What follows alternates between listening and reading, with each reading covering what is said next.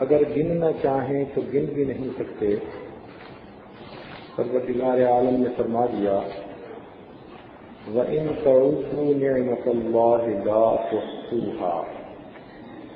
اگر تم اللہ تعالیٰ کی نعمتوں کو گننا چاہو تم اس کی نعمتوں کو گن بھی نہیں سکتے. تو ان گنت نعمتیں اللہ رب العزت نے عطا فرمائی، مگر عام نعمتوں کے عطا کرنے پر احسان نہیں جتلایا. یہ نہیں کہا تمہیں بینائی دی، تمہیں سماعت کی، گویائی دی، عقل کی دولت سے نوازا، اچھی صحت دی، اولاد دی. کسی نعمت پر احسان نہیں جتلایا. تمہارے لیے زمین میں روزی رکھی، سورج کو روشن کیا، چاند کی روشنی سے فائدہ پہنچایا، دریا جاری کیے، ہوا چلا دی، تمہارے لیے سبزیاں پیدا کی، پھل پھول پیدا کیے، پرندے تمہارے لیے پیدا کیے، زمین کو فرش بنا دیا، آسمان کو چھت بنا دیا. اتنی بڑی بڑی اللہ رب العزت کی نعمتیں ہیں، مگر اللہ رب العزت نے کسی نعمت پر احسان نہیں جتلایا. ایک نعمت ایسی ہے کہ جب پروردگار نے عطا کی تو اس کو دے کے مزہ آیا. اس نعمت پر اللہ رب العزت نے احسان بھی جتلایا اور فرمایا لقد من اللہ علی المؤمنین اذ بعث فیہم رسولا. تحقیق اللہ رب العزت نے ایمان والوں پر احسان فرمایا، ان نے اپنے رسول کو مبعوث فرمایا. تو نبی علیہ السلام کے دنیا میں تشریف لانے پر اللہ رب العزت نے احسان جتلایا. یہ وہ نعمت ہے کہ اس کے ہم پلہ کو دوسری نعمت ہو نہیں سکتے. ایسی نعمت ہے. ہم ساری زندگی اللہ رب العزت کا شکر ادا کرتے رہیں گے کہ اے مالک آپ نے ہمیں اپنے محبوب کی امت میں سے بنایا تو ہم اس نعمت کا شکر ادا نہیں کر سکتے. نبی علیہ السلام فقط مسلمانوں کے لیے نہیں،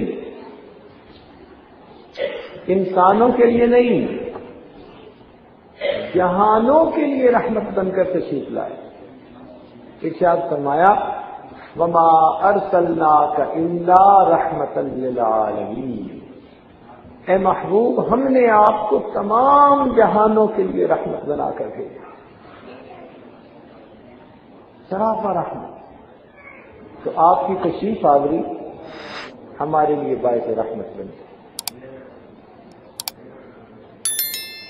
یقیناً ربیع الاول کا مہینہ نبی علیہ السلام کی ولادت مبارکہ کا مہینہ ہے. مومنوں کے لیے خوشی کا مہینہ. خوشی دو طرح کی ہوتی ہے. اگر کسی کے گھر میں کوئی شیخ آئیں، پیر آئیں، بڑے عالم آئیں تو ایک خوشی اس گھر کے بچوں کو ہوتی ہے، اور وہ خوشی اتنی ہوتی ہے کہ مہمان آئے ہیں، اچھے کھانے بنیں گے، سویٹ ڈش بنے گی اور ہمارا خوب کام چلے گا. یہ بچوں والی خوشی. مہمان کے آنے پہ خوشی. ایک خوشی بڑوں کو ہوتی ہے. وہ خوش اس لیے ہوتے ہیں کہ جو مہمان آئے ہیں یہ ہماری اصلاح کی باتیں کریں گے، ہمیں نیکی کی ترغیب دیں گے اور ہم ان کی تعلیمات پر عمل کر کے اچھے انسان بن جائیں گے. یہ خوشی بڑی خوشی ہے. لہذا نبی علیہ السلام کی تشریف آوری کی خوشی آج دو طرح سے منائی جاتی ہے. ایک فقط ولادت کی خوشی، وہ بھی ایک خوشی ہے، مگر وہ خوشی ایسے ہی ہے جیسے بچے خوشی مناتے ہیں. اصل خوشی یہ ہے کہ نبی علیہ السلام کی مبارک تعلیمات کے تذکرے کیے جائیں، آپ کی سیرت مبارکہ کو بیان کیا جائے اور پھر اس پر عمل کر کے اللہ کا قرب اختیار کیا جائے. یہ اصل خوشی ہے. اس لیے ہمارے قادرین ربیع الاول کے مہینے میں سیرت کی مجالس قائم کرتے ہیں. کبھی نبی علیہ السلام کے اخلاق مبارکہ کے تذکرے، کہیں آپ کے حسن و جمال کے تذکرے. مختلف انداز ہیں اس محبت کے اظہار کے. تاہم آج کی اس محفل میں نبی علیہ السلام کی ولادت مبارکہ اور آپ کے ساتھ عشق و محبت اس عنوان سے چند باتیں آپ کی خدمت میں عرض کی جائیں گی. روایات میں آتا ہے کہ جب سیدنا ابراہیم علیہ السلام نے بیت اللہ شریف کی تعمیر مکمل کر لی تو انہوں نے دعا مانگی، اے اللہ